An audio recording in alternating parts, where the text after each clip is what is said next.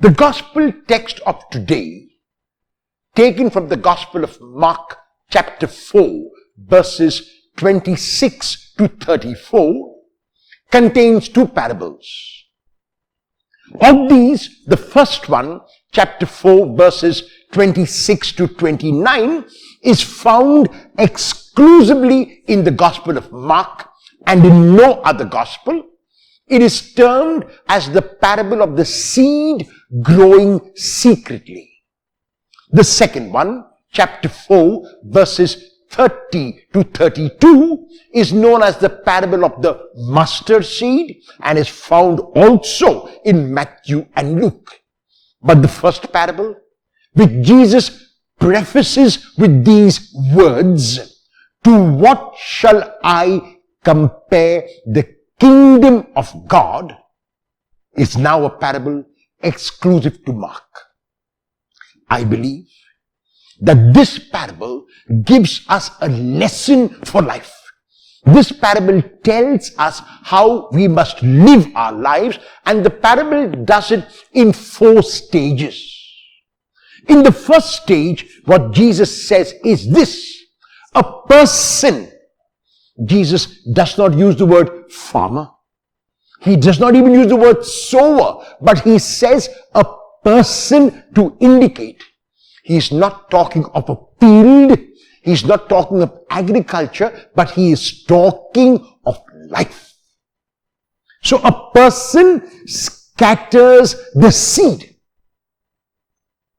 What does scattering the seed mean? It means doing everything that I have to do. It means not expecting God to do my work.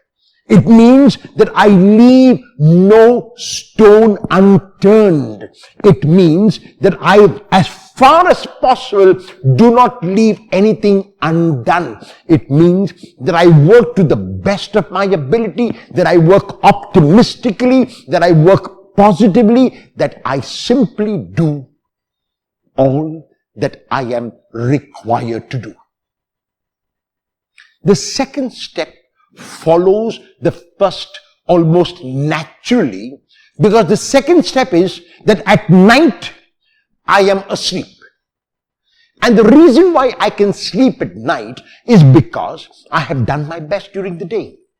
It means that I can sleep at night because I have put in all of my efforts. I have left no stone unturned. There is no anxiety. There is no worry. And the lack of anxiety and the lack of worry, because I have done my best, allows me to sleep. And the third step follows from the second. Because I have slept peacefully at night, without tension, without anxiety, without worry, I awake in the day. I am fresh in the day. I'm ready for whatever happens in the day. And the fourth step, which again follows logically from the first, second, and third, is that the seed grows, that my work bears fruit. So a very simple process in life. I do all that I have to do. Once I have done that, once I have left no stone unturned, once I have done all in my power and can do no more, it will not help to worry.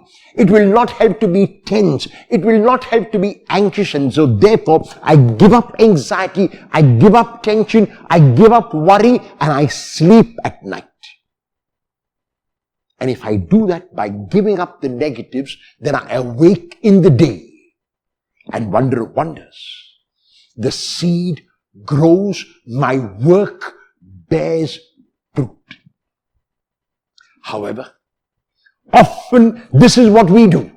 We do not put in our best effort.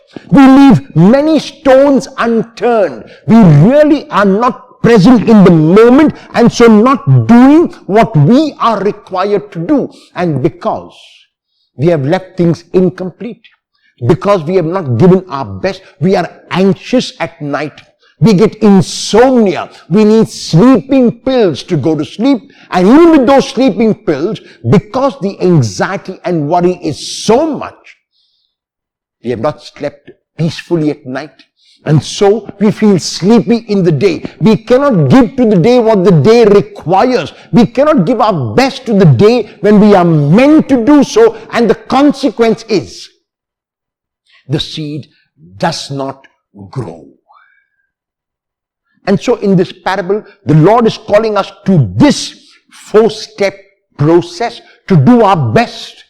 Therefore to sleep at night, therefore to rise in the day, and the seed will grow. The Lord is not calling us not to give our best and so remain awake at night and sleepy in the day, and the seed does not grow.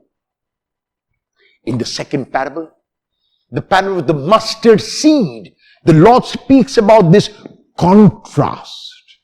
It has been calculated that 720 mustard seeds make 1 gram.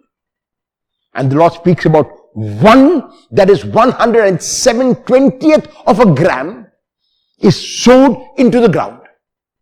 And that small, minuscule, insignificant mustard seed grows into a great, great shrub, where even the birds of the air can make nests in its shade. In other words, from little there will be much. From small there will be big. From insignificant there will be significant. In both the parables, the Lord is telling us once again that we have to do what we have to do and only let God do what remains. We must never expect God to do what we have to do, but let God do what remains after we have given of our best. Will you give of your best today in the firm knowledge that you will receive fruit plentiful, 30, 60, 100?